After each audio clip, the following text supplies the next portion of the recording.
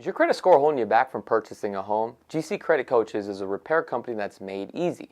Their goal is to challenge and remove all negative errors that hurt your credit score. On average, GC clients see about 10.2 negative items removed over 4 months. Start improving your credit score today with a simple 2-minute online enrollment for a free consultation and a complete credit audit. GC Credit Coaches offers competitive monthly pricing, no contracts, no hidden fees, and the service stops once you are satisfied. GC Credit Coaches removes inquiries, collections, charge-off bankruptcies, and repossessions. Don't forget to visit gccreditcoaches.com. Attention contractors, remodelers, and homeowners. Is your renovation becoming a pain in the glass? Here at Glass Vegas, we take care of all of your glass needs. From a broken window to custom shower doors, mirrors, wine enclosures, storefronts, railings, and much more. We can even help you with new or replacement thermally broken windows. We're a full-service, woman-owned glass company that provides unparalleled workmanship, excellent communication, and great customer service. Glass Vegas. We do glass with class.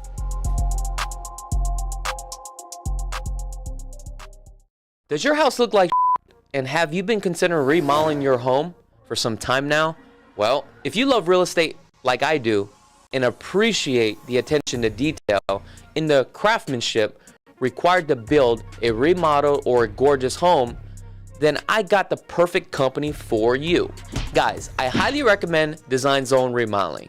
They are a stellar company that will turn your outdated home into your own personal sanctuary. They specialize in bathroom remodels, kitchen remodels, and full house remodels. Design Zone Remodeling has a reputation for excellent workmanship, competitive fees, and being able to offer a wide range of services and deliver the outstanding results to their clients. I use Design Zone Remodeling on my personal properties. Give Design Zone Remodeling a call today at 725-223-71 or visit their website at designzoneremodeling.com to request a free consultation today.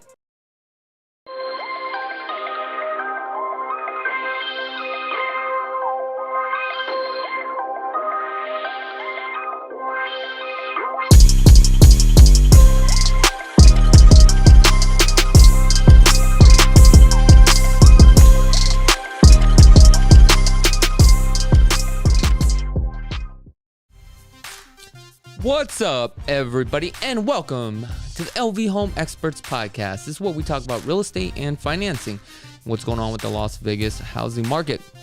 Today, we have a very special guest. We're going to be talking about the commercial sector, because I remember in 2008, before the housing crash, the first thing was actually commercial. So why not bring in our special guest? What's going on, Scott? How's everything going with you? Hey, everything's going great, Chakits. Thanks for having me. You want to pull that mic just a little bit closer? I guess I do. Oh, there you go. you know, put it a little bit closer. You know how it is. There you go. Is it working? Is that better? Oh, there you go. They're better. Okay. Now I can see your beautiful face. How's everything going, man? It's going great. Actually, everything's really, really good. Oh, really? On the commercial side? Yeah, it's good. If we had more inventory, things would be awesome. Oh, really? Now, from all the news I've been watching, right? They were saying that there's a lot of commercial loans coming due, right? Yeah. And is that going to affect the market? Because I think in the next, at the end of 2023, the beginning of 2024, I think there was over like, how many loans? Like over 10,000 or something like that. Loans are coming due for like multifamily. Yeah, I mean, it's going to be interesting to see how that plays out, and I don't think we're seeing it yet. Yeah. If you're going to get a new loan or trying to refinance a multifamily property, lending restrictions are getting tighter. A lot of smaller, and I think this is interesting because a lot of smaller apartment buyers had bought properties, that were like a C- or D property, fixed it up, maybe put together a big group of investors, and then they pulled cash out. Yeah. So then their investors got paid back, but now the properties are leveraged a lot higher than they were. Where the LTV has changed, and they've gotten their money out. So I think that will have an effect on the market personally, because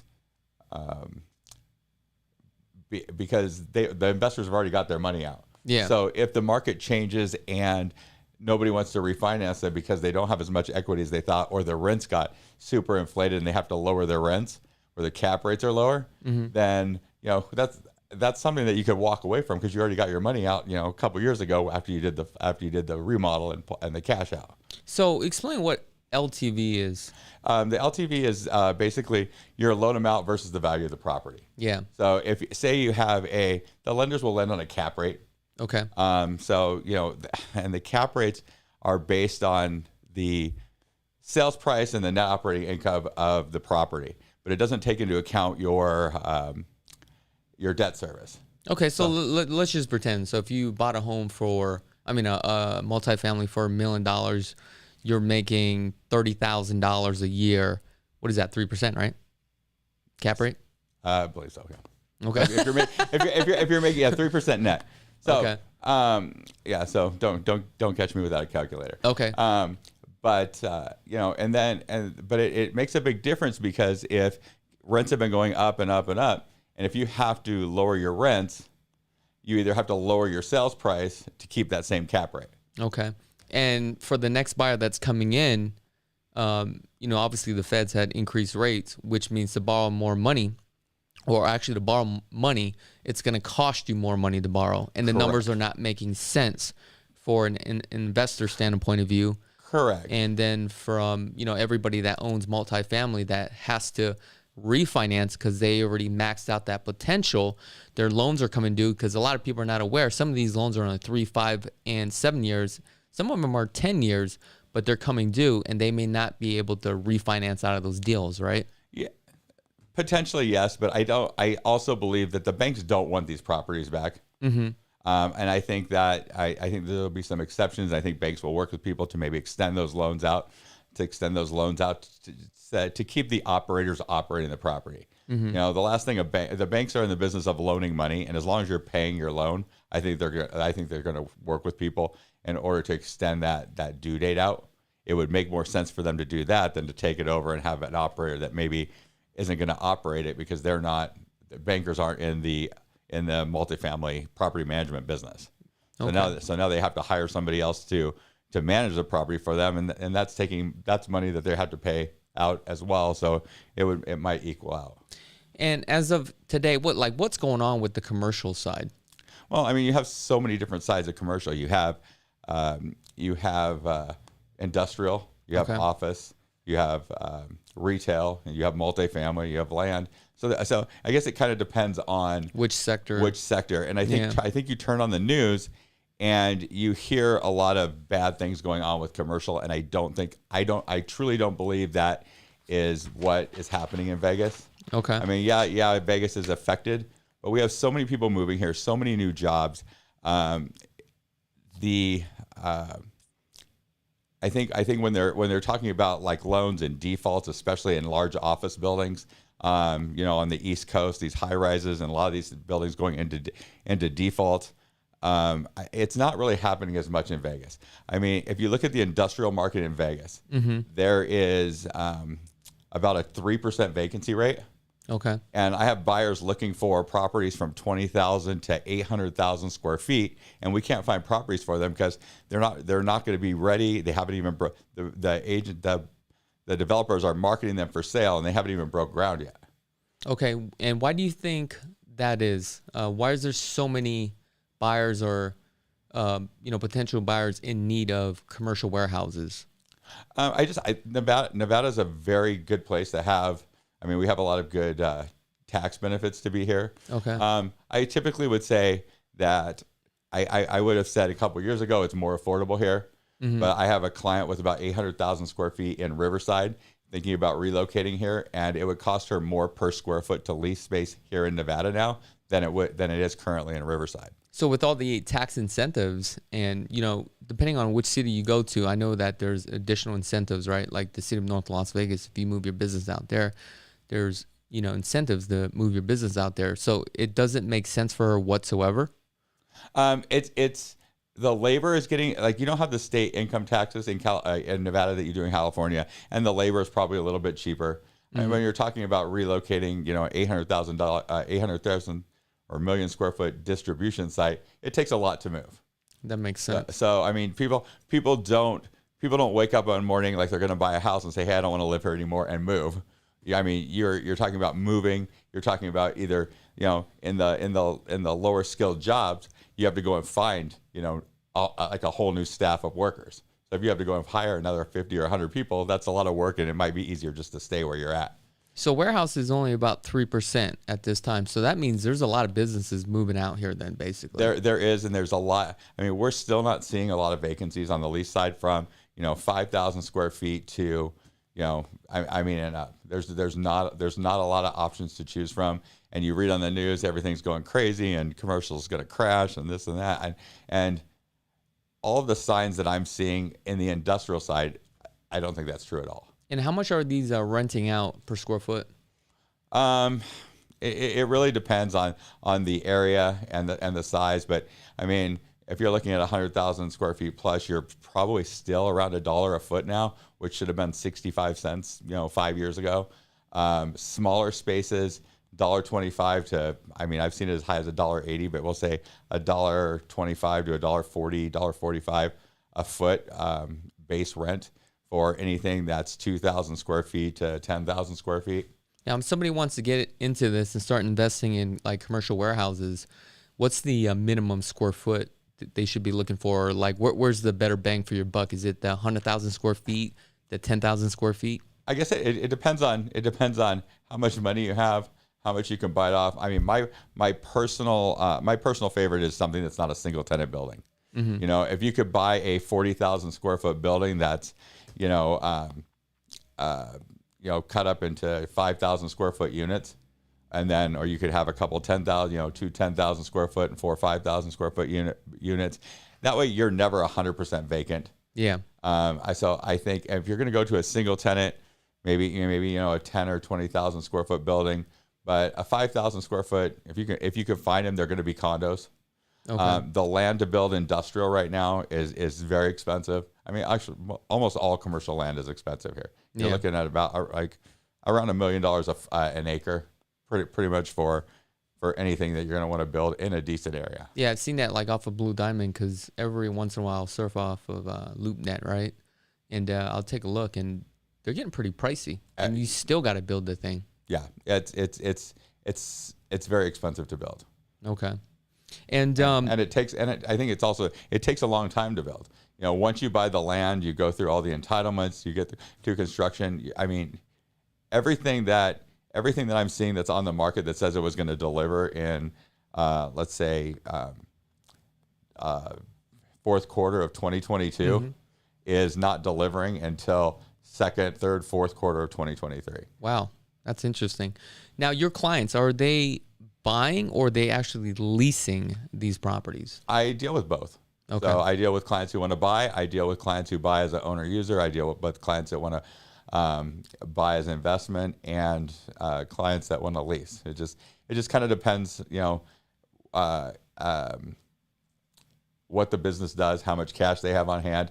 But most business owners, the majority of them will lease because they can use that down payment capital, in their business, and they're going to get more money back. Now, with these commercial warehouses, are there like certain things that you should be looking out for as an investor?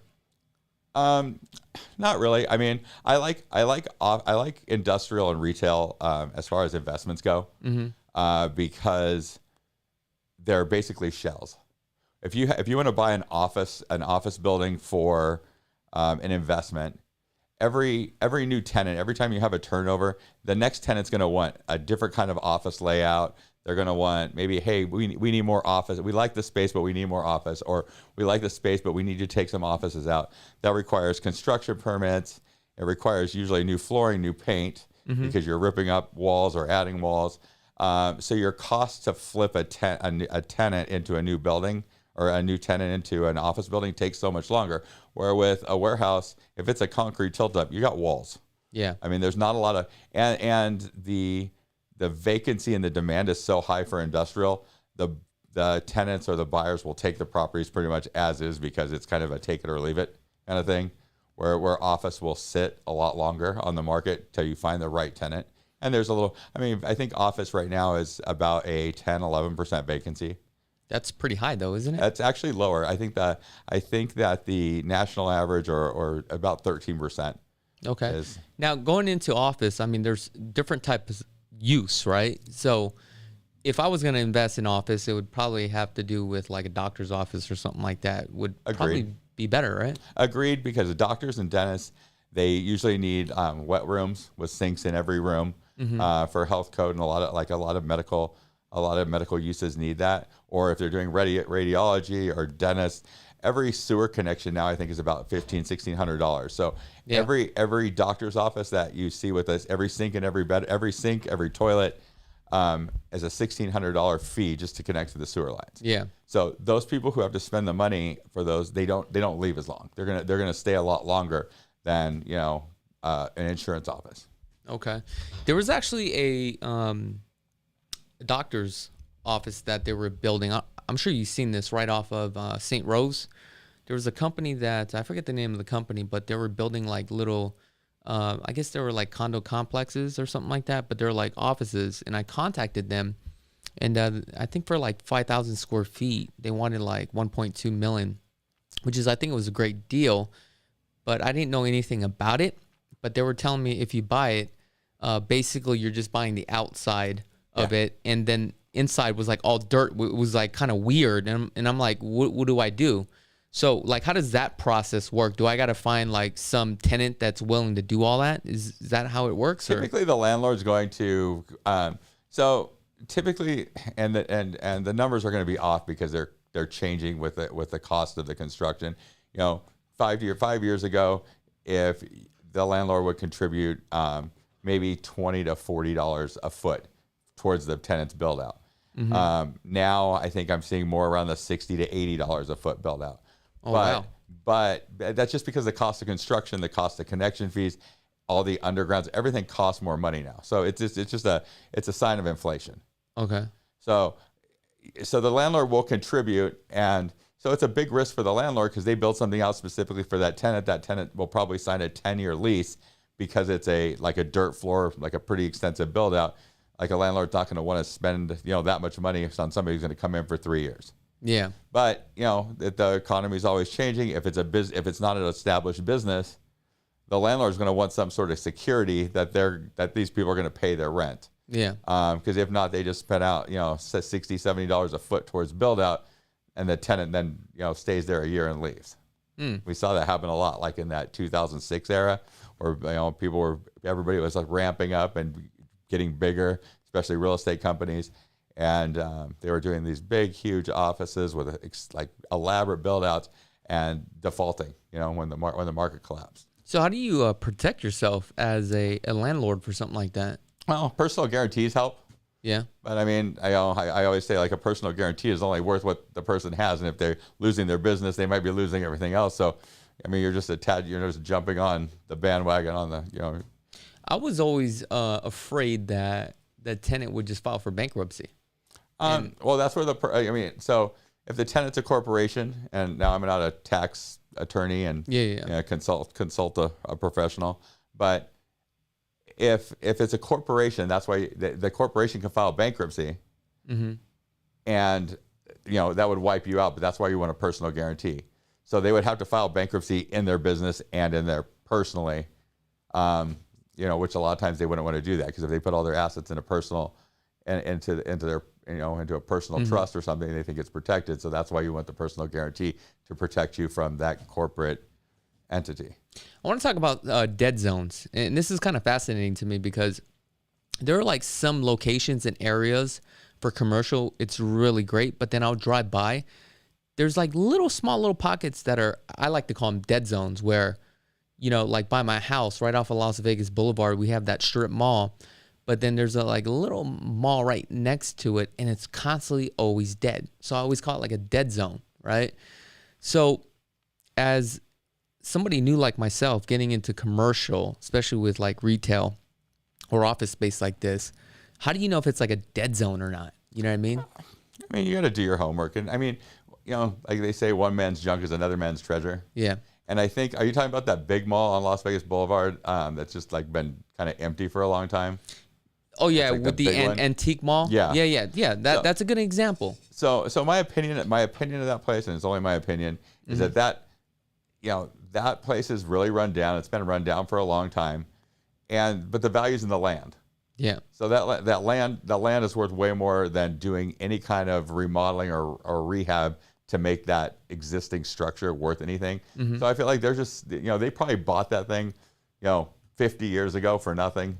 They may own it free and clear. I don't know anything about the property very much, but they may own it free and clear, and they're paying probably low taxes. They get the little rent that they do, and they have a ton of vacancies, but it doesn't make any sense for them to spend millions of dollars to rehab and make that place nice, when whoever really is going to utilize that for its full potential, because it's a huge piece of property, they're going to tear it down and they're going to build a high rise or a hotel or anything else than what it is. But I'm sure the owner is probably not getting what they want.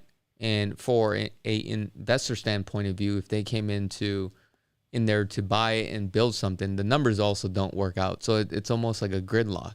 Well, the numbers may not work out for a new buyer, but if they don't have a loan on it, yeah. I mean, and they bought it a long time ago, and the taxes are what they were, haven't went up much from what they were when they bought it, if they owned it a long time ago, because you haven't seen much happen there. Yeah.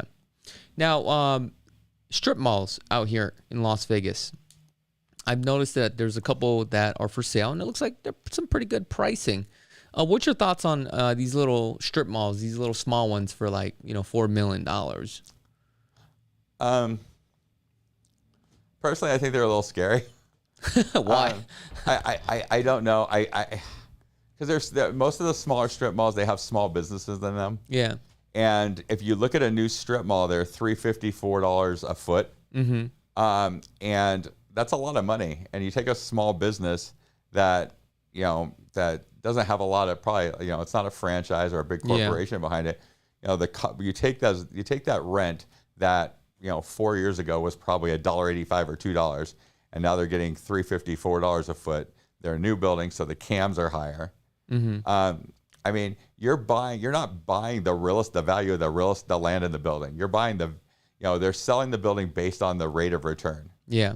So if the market shifts and they can no longer get $354 a foot, you're screwed. Your investment gets cut in half as soon as they have to bring their rents down. So how come some of these owners of the property, they don't realize that, and they're selling for so high? Like, they're literally holding on. Like, they want to sell it, but they're not being reasonable, right? Why do you think they're holding on? I mean, right now they're the highest bidder of their own. They're the highest bidder for their own property. Yeah, that's a good point. I mean, right? I mean, if they want to stick to that price and nobody else wants to buy it, then they're buying it for that price because they're the ones that are willing to pay what they have the value in their head. I mean, a lot of I think that a lot of people should be selling right now that they can, and they shouldn't be stuck on the price that they have in their head that they're getting. But because if there was a shift, it could happen very fast. Okay. You could and then you're stuck holding a $1.5 million property, and in your head you're going, hey, well, I had it listed for $4.7 million before, and somebody came in and offered me $3 million, and I didn't take it. Now it's worth $1.5 million. Oh, I mean, and it's all. Do you see that a lot? I saw it a ton in 2008. Okay. I mean, I had a property that I owned personally at the district. It was a house, a condo, and one went on the market for $1.2 million, or just sold for $1.2 million. Okay. I put mine on the market for $1.05 million, so $150,000 less. Same model match. It sat on the market for 10 months as the market went down. I took an offer for $800,000. Everybody's like, "Oh, you're selling too cheap." I'm like, I don't care. I'm out. Like, it was sitting vacant. I took an $800,000 offer when the last sale 10 months earlier was $1.2 million. Nothing else sold for 18 months, and it sold for $130,000. Oh my gosh! So at least you were aware of that. So I mean, I'm like, screw it. I'm like, it is what it is. Get out of it. I was making payments on something that had sat vacant for 10 months. And so I have several stories. I'm like, I could tell my friends who were trying to sell properties, and they're like, well, I could have, I have my house for sale for 3.5, and somebody offered me 2.7, and then they short sold it for 900. Yeah. So. Let's talk about the 4 units real quick for some of the new investors out here. The pricing is kind of ridiculous. I mean, they're like, for a shit box for like $650,000.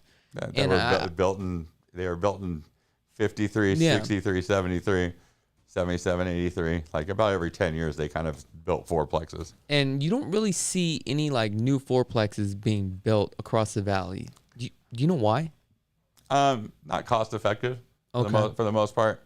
I mean, because all the buildings that you're looking at for those prices that were built so long ago, most of them don't have dual pane windows. Most of them don't have tile roofs. Yeah. Most of them don't have carports or parking garages. So once you add all those new requirements in, it's expensive to build them. You're probably over $1 million to build a fourplex right now. I don't know. I'm just guessing. Yeah, I would say so because on the MLS, I seen one gentleman is selling a fourplex downtown, which looks really nice. It's like a modern style, has a courtyard.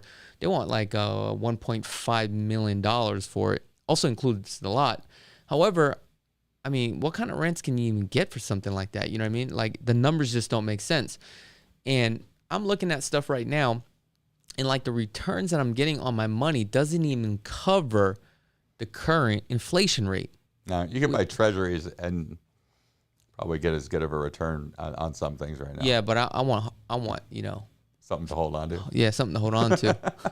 But I mean, there are some properties out there, and I started like looking out of state, and the only thing is, it's kind of scary because I would rather play in my backyard because I know that the city will grow, but there's just really nothing out there. And when you start looking at 10-unit buildings where they want like 1.5 to 2 million, those numbers don't even make sense.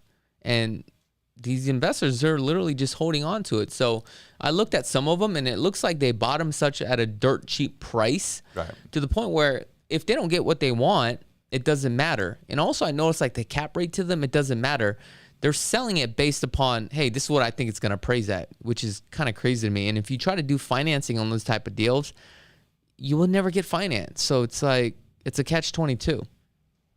Yeah, I mean, I deal with so many different business owners, so many different investors, and what one person one person thinks is a good deal is something that somebody else wouldn't touch. Yeah. I mean, I've converted a lot of my my apartment buyers into commercial buildings. Yeah. I personally like them better because the tenant on most of the commercial buildings, the tenant's responsible for the repairs. They're 3 to 5 year leases. Granted, the negative is that they stay vacant longer. Yeah. To find a tenant, but they're typically less headache, and the cap rates are better. When you're looking at like a 4% return, you can't buy an investment at 4% and then have a 6%, 7% interest rate on it. Yeah. It just doesn't make any sense. It doesn't make any sense to be the cost of your money, as it can't be higher than your return. So are most of these investors paying cash, or are they financing these deals? Both. And they're still able to get financed? Yeah. I mean, a lot of the lenders are requiring a lot higher down. Yeah. Looking at 30, 35% down, sometimes 40 or 50. But you can still get financing. But the lenders are starting to pump the brakes and be a little more cautious. Now, is this true? I heard you can't die. Yeah. I haven't been killed yet. I heard it's hard to kill you. You can't die. People have tried. John told me to ask you that. Yeah, he's an idiot. He's an idiot. He's probably watching this right now. He's probably saying the same thing. Also, for some of you guys don't know, Scott, you've been in the business now, 20 years or something like that? I'm 95, 27 years? Oh, 27 years. Yeah. And I actually met Scott over at KW, Keller Williams, and this was probably about 12 years ago. And this is during 2009, 2008 market crash. Scott, you had an account with a couple asset managers, right? The banks, right? Yeah. Mm-hmm. And you were doing a bunch of REO properties, which is real estate owned. How many properties did you acquire? Did I acquire? Well, not acquire. I'm sorry. Maybe the listings. How many listings did you take? I was selling about 130, 150 houses with only like one buyer's agent during that time. Yeah. That was strong. Yeah. I remember how busy you were. We were operating really lean. Very. We were operating very lean. So when that business started to taper off, we were able to do very well. Okay. A lot of people they were doing more business, but they had more people on their teams, and they're holding on, thinking, okay, well, they're going to come back. They're carrying the big overhead, so that saved us and allowed us to last a lot longer. We're starting to see more properties come to the foreclosure, to the courthouse, and I have some friends that are picking up properties there. But as far as that REO market goes, I have a couple of friends that have picked up the HUD accounts, but they're not getting any properties. Yeah. And we don't think that's going to happen. We think that they're going to try to, knowing what happened the last time, we think the banks they learned the hard way. And anything that happens in the future, they're going to be prepared. And I think that they're going to do more to work things out. I mean, in Nevada, there's not very many short sales, and there really shouldn't be any reason that anybody goes into foreclosure. I mean, in my opinion, there's some reasons, but very few. And like a lot of people get scared, they get behind their payments, and they just don't want to talk to anybody. But I think picking up the phone, calling your bank if you're behind, I think that the banks are gonna want to work with you to either get rid of the property or help you keep that property. It would actually cost them more money to take back the property and try to liquidate it and all that stuff versus, hey, you know what? We'll drop the payment, but we'll extend the terms, but we know that we're still going to make more money in the long run. Yeah, right? Or stay in the property and sell. We're going to work with you to sell it. Okay. It just makes more sense. It's a much better business move than foreclosing on everybody, which we're not seeing anyways. This is just talk. Yeah. But fake news. Fake news. I don't think it's going to happen. It doesn't make sense for the banks to foreclose on everybody and then drop the prices to rock bottom to get rid of them because they don't want to be property managers. Now, do you think Rarely. the commercial sector is going to tank, or do you think we stabilize? Like, what's your opinion? My opinion is that nationally, I have no idea because I don't sell real estate in any state other than Nevada. Yeah. What I'm seeing in Nevada is I'm seeing some very high prices, the concerns of very high rents that I don't know if the small businesses can, sustain. With the cost of rent, the cost of chicken, the cost of employment, everything's more expensive. So with the rent being like double what it used to be, that scares me a little bit. But the vacancy is still low. And I still have more clients than I can find properties for coming to look for me for assistance. And, hey, I need a place to lease for my business. Hey, I need a place to buy. I need investments. The demand is still there. Yeah. So the demand is high. The inventory is still low. So what I'm seeing right now is on the news, the world is ending. In Vegas, in Vegas, I mean, the demand is high and the supply is low. Yeah. So simple economics says things are good. Yeah. And I can have this argument with anybody that goes, you're wrong. And I could be. In 2007, everything was going like this, and it went like down, and it dropped off in like a day. So it could happen. Yeah, of course it could happen. And I think that anybody who thinks they know or somebody knows better than anybody else, when a ton of people made, during the pandemic and 2020, the stock market went to shit. Yeah. And a ton of people made money buying, and then the stock market went higher than, whatever, when it hit 40,000. Yeah. And something that we never saw. Actually, I think that was before 2020. But anyway, so my numbers and dates might be off. But so you're saying you don't think the market's going to crash, basically? I don't think it's going to crash tomorrow. So eventually it will go down, but you don't know how much it's going to go down. It's adjusted a little bit, but in housing, we started to see it slow down, and we started to see prices come down. But then just last month, they said that for houses are now back on the pricing is now back on the uptick. You follow that more than I do, but this is just it's true. Yeah. This is what I'm reading. So it scared people. People started to sell. Like inventory might have come up a little bit. People were selling for less than they were, taking lower than list offers. But now inventories, I mean, people are out looking for houses and can't find them still, or can't find the good ones. Now, what about storage units? It seems like a lot of these storage units, you can't even find any of those out here because you have so many people moving out here to Vegas, and I see a bunch of storage units being built. That almost seems like a great investment. They are, and I over 27 years, I have people coming to me, I want to buy storage units. Good luck. I've not sold one. I haven't been able to find there. It's all institutional buyers, or you'll find you'll find somebody that buys land and builds it, fill it up, and then one of the institutions. They rarely ever hit the market. Oh, I really? mean, sometimes you can find one in Pahrump, or you can find one like off a highway out in the middle of nowhere. That's like a mom and pop one. But they come up in Pahrump every once in a while, but they're not nice and they're not new. But most of the ones that you see are being built by. I have a client who bought a piece of land, is going to build his storage unit place on it with an apartment. He's going to live there, and it's going to be his retirement. Yeah. But most of these properties, once they get built, they're bought by bigger institutions that, big companies that just swallow up the mom and pops. Now, you mentioned Pahrump. I talked to you a couple months ago, and you said that you have a couple investors buying out in Pahrump. I feel like Pahrump is like in the middle of nowhere. Why would somebody invest in Pahrump? Better returns. I have a friend of mine, a good client, came to me. He's like, "Hey, Scott, I want to buy some apartments." I'm like, "No, you don't." And No, you don't. No, you don't. And so I wound up selling him a retail center, and he bought it. He does a really good. He's very good at what he does. Yeah. And he's like millionaire next door kind of guy, does a lot of the work himself.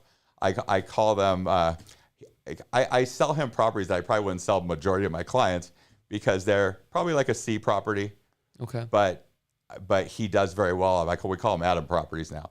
And so I sold him a place over on Eastern. He flipped that. I think it's he bought it at a 7 cap. I think he turned it into like a 14. Wow. What the hell did he buy? A little strip center. What did he pay for it? I don't know. I don't remember. I don't remember. But I sold him a building right in the middle of the start of the shutdown. Sold him a 15,000 square foot building out in Pahrump. Then it became like 50-60% vacant. Okay. While we were in escrow, and he wound up filling that up. Then we just bought another one in Pahrump.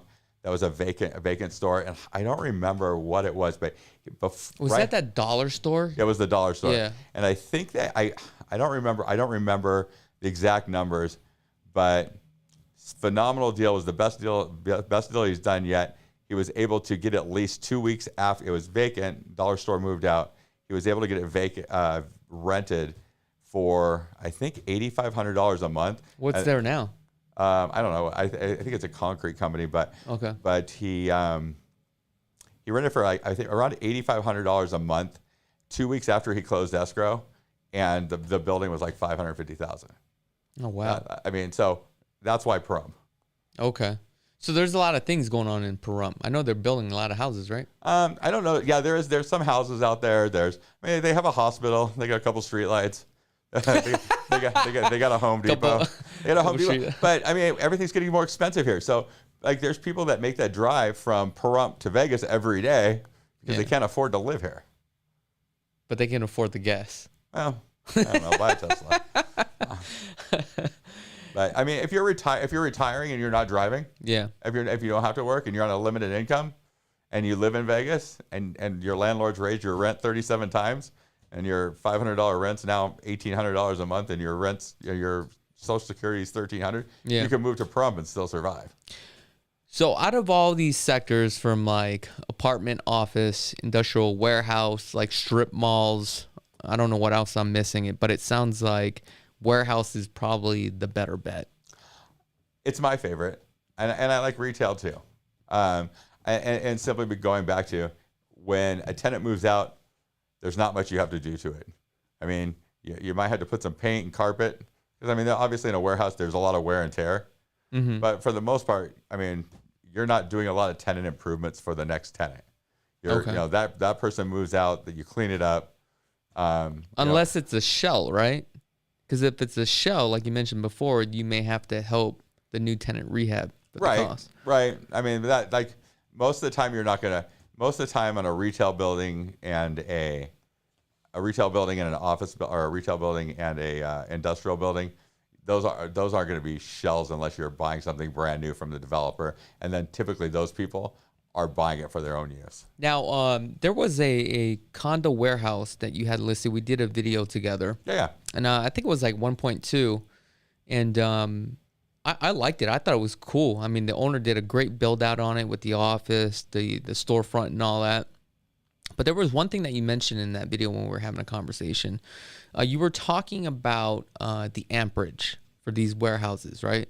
And I've also been looking on some commercial warehouses as well. And one of the things that, you know, the features that they always put on the listing as far as like how many amperage for that unit. And it seems like that's very important. It's important depending on the use. Yeah. So if you have equipment, I mean, pretty much like the older buildings, you know, there's two different things in industrial buildings. You have the sprinkler systems. Yeah. They have no sprinkler. They have a regular sprinkler. They have ESFR sprinklers. Those all come into play depending on what you're going to have in the building. It comes into play if it's a warehouse and you're stacking stuff. The sprinklers depend on the type of sprinkler, depends on how high you can stack things, and it's dependent on what you're stacking. If you're stacking paper versus, you know, pallets or gasoline, chemicals, like you can't stack as high, and then you can stack higher if it has like a different kind of sprinkler system. So you need to know all this when you're buying something like this, because obviously you want to maximize your return. Obviously, well, you want to maximize your return, but as a real estate agent, we're selling or leasing the property. It's not our job to tell you can have your business there. Yeah, the liability falls on the buyer or the tenant, because that's not real estate. Yeah. And so they need to verify that they can have their business in the right zoning.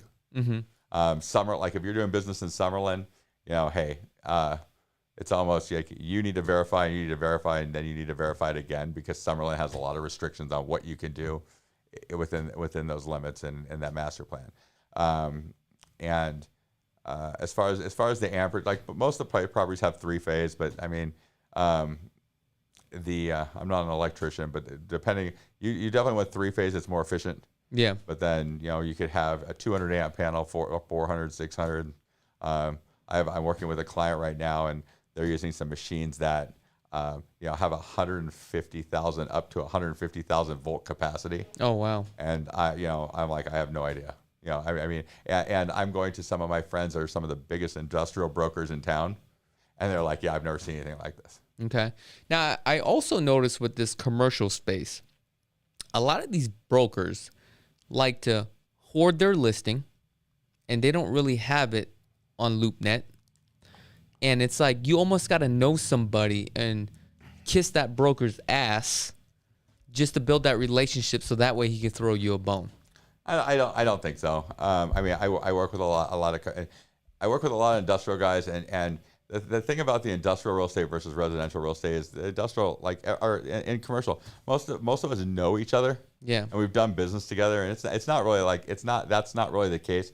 The case is with LoopNet is that you have to pay extra money to have each listing being able to be seen by the public. Yeah. So unless you're paying, you know, $400,000, $800,000, $1,000 a month for a CoStar account, you going on LoopNet without having an account can't see 100% of the listings.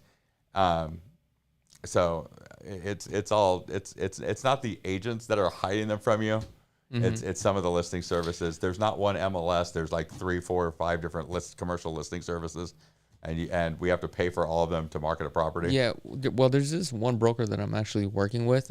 At first, he basically told me to piss off, but I just kept knocking on his door, and then I sent over the proof of funds. And basically, he was telling me, like, look, you know, I already have other buyers that are interested. And it was basically like, yo, get in line. So I said, look, if it doesn't go through, I'm interested. But it got to the point now where I'm in front of the line, and he's been talking to the seller, and now I'm just waiting for this deal to go through. But I did submit a letter of intent.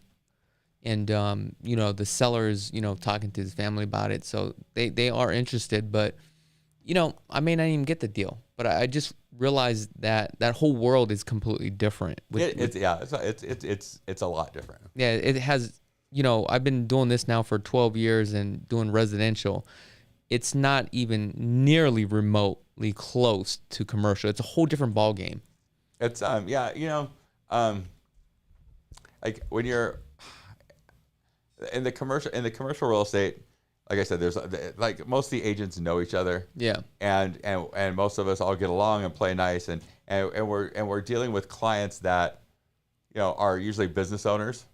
They usually have all their employees. They usually tell their employees what to do, and they're usually being the boss. But they hire us to do a job. So most of the contention becomes between the agent and our clients, because hey, you're asking us our opinions, but yet a lot of times you're used to being the boss, so you're telling us what we're doing anyway. Yeah. So I mean, it's definitely a different dynamic on how you're dealing with people versus like in the residential on the residential side. It's more emotional.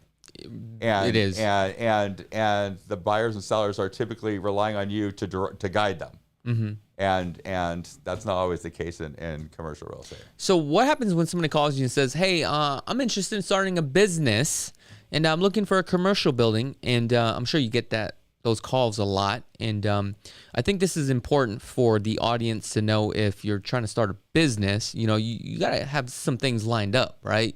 You can't just call and say, hey, go and find me a commercial building. Yeah. Because chances of you getting a commercial building is probably going to be very slim, or even trying to find a broker to help you out. Yeah, we do a lot of work for nothing, and we do a lot of work that doesn't pan out, and you have to be willing to do that to find the ones that do. Yeah. So it's I get a lot of referrals, and I'm super grateful. And we never know which one is going to be. I've spent 2-3 years working with somebody that's never done anything on more than one occasion. Yeah. And and then I have some great referrals, and I met some of the great people. I mean, I take care of every client, whether they're leasing 1,000 square feet or 1,000,000 square feet, or they're buying. No matter, I treat everybody the same. You never know who they know, or who they might know, or what it's going to turn into. I mean, I leased 3,000 square feet space to a guy who is starting out. Now he's looking for 40,000 square feet, and it's only been a year and a half, and his business has expanded that much. Oh, okay. Super exciting to be a part of that, and to see where he started, and to see where he's at is unbelievable. It's just like, I'm super happy for him, and hey, he came back to me to find his next space, and it's so impressive what he's accomplished. And what I say is a short amount of time, because I leased in one space. It's a year and a half later. Oh, wow. But I mean, I'm sure he started on this a long time ago before he called me to find a space. I'm curious, what's the biggest deal you ever done? I don't know, 7 million, 8 million. What was it, like an apartment or industrial building? How long does those take to close? Not that long. I mean, most of the commercial loans can be done in 45 or 60 days. Oh, I was always under the impression these things can take like 6 months. No, I mean, most of the I always tell my clients, first go to your bank. Okay. Because your bank has all your deposits. They know you. Mm-hmm. I mean, the SBA process is a great loan, but they do take a little bit longer, maybe 60, 90 days. But there's always, every time the SBA touts 10% down. We can give you a 10% down SBA loan. I've never done one for 10%, because my buyer goes in, or whoever's the buyer on the other side goes in, and they go 10%. Well, no, because you did your financials this way and your books are this, or you haven't been in business that long, we want 15%, 20%, 25%. Those numbers always change. Yeah. So, the SBA is, it's a great loan. It's a little bit more scrutinizing hoops to jump through, because it's government backed. So, I always tell people to start with their bank. I mean, I've had several clients actually that have started on an SBA, and then their bank's like, screw it, we're going to fund it for you. You're a great client of ours, and they just give them the money. So let me ask you this, because I'm with one of the bigger banks like Wells Fargo. Go to a business bank. Well, that's what I was going to ask you. Is it better to go to like a local bank, like Nevada State Banking or something like that? Nevada State Bank has a great one. But they're going to want me to move my money over, obviously. Yeah, they will. Yeah. I mean, they would definitely want that, because it's all contingent upon them getting the deposits. Okay. But I mean, it's probably going to be worth it to you. Enterprise Bank, I work with them. Great guys. And they have a lot of niche financing where, with Bank of America and Chase and they're the mega banks. Yeah. And so everything they do is scrutinized, and they're a lot more. Every loan has to fit into a box. So they can't do more of creative financing, correct. I guess you would say, right? Correct. And the smaller banks, they're relationship-based banks that and knowing your deposit and your deposit and your balances, and knowing that helps a lot. It goes a long way, and it speeds up things a lot. They need less documentation if you've been with them for 5 years and you show you're depositing, X amount per month. Yeah. And you have you have X amount in the bank.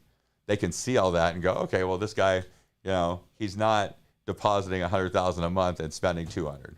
Now, from my understanding, with these type of commercial loans, they want you to send over the financials first to kind of run the numbers versus trying to go under contract first. It all depends. I mean, like there's no system for any of these deals. Every deal's different. A lot of it depends on if it's an investment property and if it's an owner-occupied property. That's a huge difference. Because a lot of it they'll base the property stands alone as its own entity on an income property. Yeah. So I mean, they look at the building, they look at the income it's making, they look at the type of building, and they can give a loan based on how good performing the building is. Okay, and would this be considered non-conforming versus a conforming loan? I don't know. You have to ask a lender. I guess that would be also on a case-by-case basis, but I'm not a lender, and every commercial deal is different. Every loan in a commercial deal is different. It's not a cookie cutter. Okay. So how does this process work? A guy like me who wants to buy a 20-unit building, okay, or 10 unit, let's just say. What do I do first? I've got a little bit cash. What do I do? I mean, you would want to get a good relationship with your lender. Okay. So I'm going to move my money into a local bank, all right? Build that relationship with the lender. So now I go to you and say, hey, look, I want to buy something. And then we start shopping for property until we find something that makes sense. Okay. So now that we find something that makes sense, what's next? Kind of walk me through those steps. Well, with an apartment building, I mean, you're gonna open escrow. You're gonna go through all the leases. You're gonna go through all the service contracts that the banks has. You want to look at their tax returns. Tax returns can be difficult with small apartment buildings and small business owners because hey, they might say, well, we're getting $1,000 per month for 10 units, but maybe they are only getting $8,000 a month on their tax returns because two guys pay in cash. Now, is that what you do as a commercial agent, or you make the clients do it on their own? We get all the information, okay, and we put it on the. For the most part, we put it on the buyer to verify everything. We gather all the information, and obviously are there to ask questions and stuff. But I mean, we're at the mercy of the seller providing their correct information. Okay. And it's like buying a business. Especially with small businesses, the business owner wants to show that they make as much money as possible when they go to sell the business. Yeah. But they show the least amount of income to pay the least amount of taxes. So on the tax returns. So on the taxes, we'll pretty much verify all that. Yeah. Well, the taxes are probably could be wrong. Mm-hmm. So I mean, when you're buying a business, a business broker and real estate agent are two different things. Okay. So a real estate is not a business is not real estate. Yeah, correct. So it's an intangible. It's not it's non-real property, and so the business brokers, which you would go to one. I have a business broker's license, but I really don't think I know enough about it to be helpful to anybody. At least you're honest. Yeah. I took a business broker class. I got a real good score on the test, and I still think I don't know very much. And I have some friends that do sell business brokers. I refer everybody who needs that service to them. Yeah. I stay in your lane, and that's not mine. but I mean, I do know more about it because I've taken these classes. But what they'll do is they'll take the tax return, they'll take the incomes and the expenses of the business, and they do what's called recasting. And they'll take, so say you own a business, you want to sell your business, but now you're writing off your Ferrari payment to the business. Yeah. So they'll take that and they'll deduct that payment out of your expenses because it's not, it's not going to be there. But then, like, say you own the building, and you're not paying rent on the building that you own. Yeah. They will calculate in what market value rent is to rent that building. Makes so they'll sense. add that expense in. Okay. So I mean, a good business broker will be able to get you a good value for the business by taking the tax returns and taking the income and the bank statements and everything, and taking in what they need to take in, or take out what they need to take out and put in what they need to put in to kind of give you a fair market value of the business. But I think that if you would never be able to get a value based on just like the tax returns. Okay. Also, I think what's important that people are not aware of when you buy a commercial property and an agent like yourself that's representing me, how do you get paid? On the real estate side? No, on the commercial side. On the commercial side, just like a regular, we get paid by the seller's broker. Okay. We get paid by the seller's broker on a sale, on a purchase transaction. If I would represent the buyer, or we get paid, just like a residential on a residential deal. On a lease, it's completely different. So if we represent a tenant on a lease, then we have to submit an invoice. There's no escrow to collect the money. Yeah. So our client will usually pay a deposit and they'll pay their first month's rent, and then we submit an invoice to the listing broker for our commissions. Then the listing broker has to submit an invoice to the landlord, and then whatever the landlord decides to pay the listing agent, and then the listing agent pays the tenant's broker. So I mean, usually it takes about 2 to 6 months to get paid after a tenant moves in on a lease. Really? Yeah. Interesting. And it's a lot of tracking down. That's why I don't want to sell commercial. I'd be broke. It's something that needs to change in the industry. Yeah, how come sometimes when I work with an agent or a broker and they create a LOI, I got to pay them a commission to do the deal? They come again? Sometimes when I create a LOI, like the broker that I'm working with that has created it for me, sometimes in there they'll spell out that, hey, I got to pay that broker to put this deal together for me. I'm not familiar with that, honestly. Yeah, so like it depends. Like there was like some LOIs that I was working with, like some brokers, from a different state. I was supposed to give them a commission if this deal goes through. It could be like 1 or 2% just to hire them, because I don't think they're really getting that much money from the selling side. So they were just saying, hey, we could do this deal, but you'll have to pay us a commission. It was kind of weird. I'm not real familiar with that process, and I've never ran into it here. But I've never done it as the buyer side, working with different agents representing myself. Now, if it's an out-of-state deal, maybe. But I'm really not familiar with that. And I think what happened was the broker that was representing the seller and the broker that I was talking to, right? Apparently the seller was only paying his broker a certain amount of a fee, and basically, hey, we're selling at this price, so we're not paying you guys a commission. You have to represent yourself, or basically, if your broker wants to get paid, he has to get it through you. And kind of and what could be, and kind of sounds like maybe the agent that was marketing the property was marketing kind of as a market listing, to market it as you have to find a buyer for that property. Maybe they weren't maybe it wasn't like a I don't want to say legit, but like an actual listing where he's like, hey, can I market your property? If I bring you a buyer, will you pay me? Oh, got it. And then you come in as an agent wanting to get paid or something. So that maybe something like that. I don't know. Oh, so these would probably be more like off-market deals then, basically. It very well could be, and that happens a lot. There's a lot of pocket listings, and people, like I said, this is a lot less emotional transaction. Yeah. And so, if you bring me enough money, of course, if you bring me enough money, I'll think about selling. I'm not listing the property with you, but if you bring me enough, if you bring me an offer that I like, I'll consider it. Okay. So maybe it's something like that. I don't know.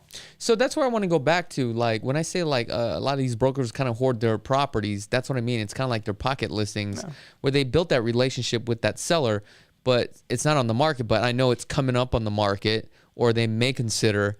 But then they'll work with another brokerage, or they'll find somebody that's actually has the money that they're interested in, and they'll propose an offer, with an LOI to that client. So it's a very hard niche to really get into, to like really find a deal, especially when you're only, you know, a guy like me, I'm only trying to get 10 or 20 units. It's very competitive. And there's nothing out there. I think there's like only 32 properties. And the last time, I don't want to say the last time because I'm constantly looking. I think it was about like 4 weeks ago, there was a total of 42 multifamilies. Now there's only down to 32. Like, these things are actually moving. I can't believe it. And the cap rates are just so low. And these are like piece of shit properties, and people are still buying it. Yeah. Hey, I mean, cap rate doesn't take into account debt service. Like, again. Yeah. So if somebody's paying cash, they can afford to buy a 4% cap. If it's the right property, and some people, I mean, like, California has really nice, like, small apartment buildings, and they do a great job. I see that. And Nevada is getting nicer ones, especially downtown. You know, where they fix them up, and like if you drive, like, even down like Paradise and Sahara area, they've redone some of those little apartment buildings. I've seen that really nice, right back at the Siegel Suites. But yeah, which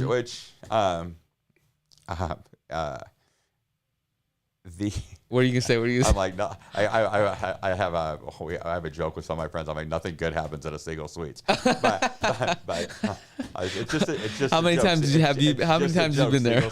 Never, but like, I'm just like, hey, just like, so I probably shouldn't say it. Anyway, they're fixing up properties, but you know, from 1995 to about 2002. All I did was sell small apartment buildings, like 2 units to like 50 units. So I was like one of the top agents in town that sold them. And then, you know, in 2004, 5, 6, the cap rates didn't make sense. And I just kind of, you know, I kind of switched focus, and because they didn't really make sense. And now they're buying them now the cap rates make less sense and more people are buying them. But I had people from California come to me all the time and go, hey, I want to buy a fourplex, or I want to buy this, or I want to buy that. So from 1995 until what year is it? 2023. I've sold 3 apartment buildings from people who've come from California and actually bought in Vegas. Oh wow! Because it's just a different market. Like the fourplexes here, a lot of them aren't in the best of areas. You know, they're older, they're run down. Whereas you can buy something in LA that, you know, is 4 units, 10 units, and granted they're like a lot more money, but they're nice and they're, you know, by the beach, or, you know, you can buy stuff. The only thing about California I'm scared is about like the taxes and the laws, and also like just new policies that they have. It seems like it's more of a tenant. It's definitely more tenant friendly. Nevada's kind of, I mean, Nevada's more tenant friendly today than it was. You know, you used to be able to like do an eviction. It was very advantageous to be a landlord here because you could do an eviction in 2 or 3 weeks. Okay, so let me ask you this: is it a good time to be buying a investment property here in Vegas, as far as like multifamily? No idea.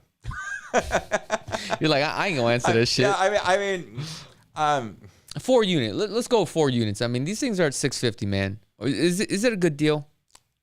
$650,000. And tell me your story about what happened. We talked about this years ago when you had a fourplex. Yeah, I bought a couple fourplexes. And I was buying them for $120,000, $140,000. Oh my gosh! So I hate you right now. So those are the exact same fourplexes that you're looking at for $600,000. So I cannot for the life of me wrap my head around paying $600,000. Thank you. For something that I paid $120,000 for, and we're probably talking about the exact same building. Yes. So you're asking me a question that, is it a good deal? My head tells me no, because because of where I bought them. Yes. Is it a good deal for somebody else? Yes. Do I want to be a landlord and deal with those tenants? No. That's why I like industrial. I like commercial buildings better than. But I have a lot of clients and a lot of friends that do very well with these, and I have some friends that are very, very smart at these conversions, and they run very professional operations, and they put groups together, and that's they stick to it, and they do very well with it. So yes, they could be in good investments. I mean, if you don't know what you're doing, anything you buy is going to be a bad investment. That's a good point. And also depending on the niche that you go into, like I have a friend right now, he just rents out rooms, and he's got 18 rooms, and I'm like, I would never do that. It's a waste of my time. But that's what he does, and he's making cash flow. So I understand what you're saying. So it's really based upon, you as an individual, which sector you're trying to get into, what is your niche, and what are type of returns, because your 8% may not make sense for me when I know I can find certain strategies and techniques where I can make 12%. Like your buddy, he went from 7% to what? Double digits, which is great. And he's done it recently. And that's crazy. That last deal was like this year. Yeah, so there's still deals out there, basically. So you have to find the deals. You have to find the deals, but you have to find, don't become a real estate investor because your buddy's really good at it. That's a good point. That sounds like me. Yeah, just go ahead. But yeah, if you don't know what you're doing, don't learn it before you do it, because that's the best way to take a lot of money and turn it into a little bit of money. Got it. Now, before we end this show, I wanted to ask you, how's your bowling going? Because you've been sending me over your scores. Bowling is doing well. Yeah. Bowling is doing well. I'm about ready for a competition. Oh, hell yeah. So I think the last one you sent me was like 190, or was it over 200? Like 190. Yeah, I lowered my handicap by 35 points this year. That is strong. I mean, I'm not going pro or anything, but. Well, you don't need to go pro. As long as you break over 150, that's all that matters. Yeah, good times. Now, did you guys already bowl this week? Tomorrow.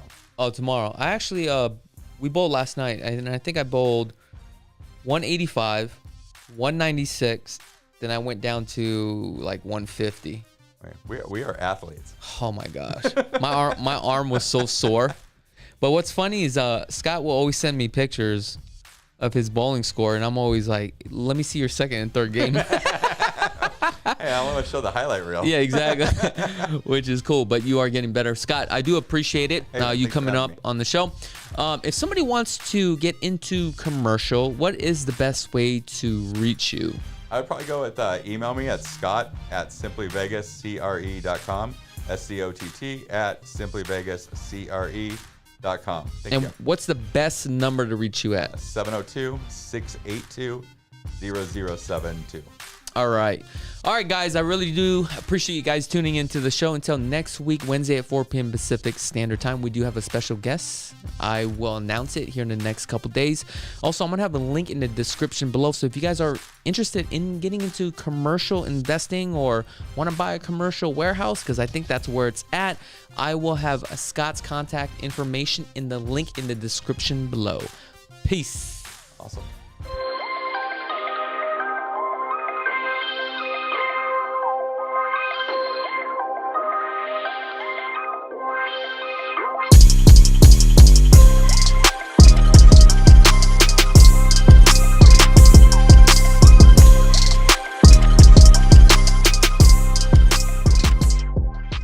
Does your house look like and have you been considering remodeling your home for some time now?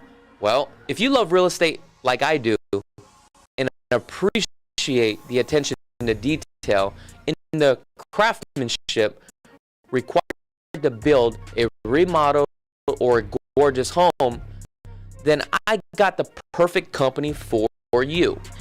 Guys, I highly recommend Design Zone Remodeling.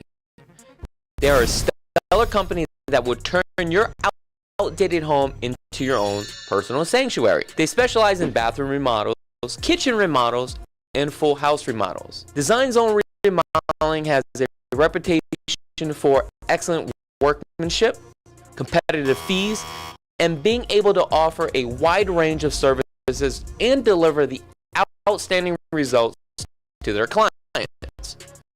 I use Design Zone Remodeling on my personal properties. Give Design Zone Remodeling a call today at 725-223-08 or visit their website at design.com to request a free day.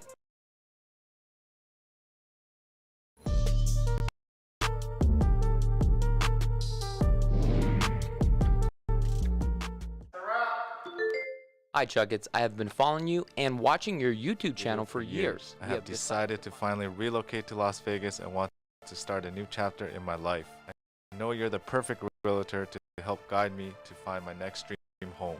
I am looking for a modern kitchen, large backyard with a pool and a golf course community. My name is Chakits Krulsawat with Simply Vegas, a licensed real estate agent out here in Las Vegas, Nevada. I help buyers like this all the time. So if you're looking for a licensed professional, give us a call at 702-319-1092 or visit lvhomeexperts.com. Buying a home starts here.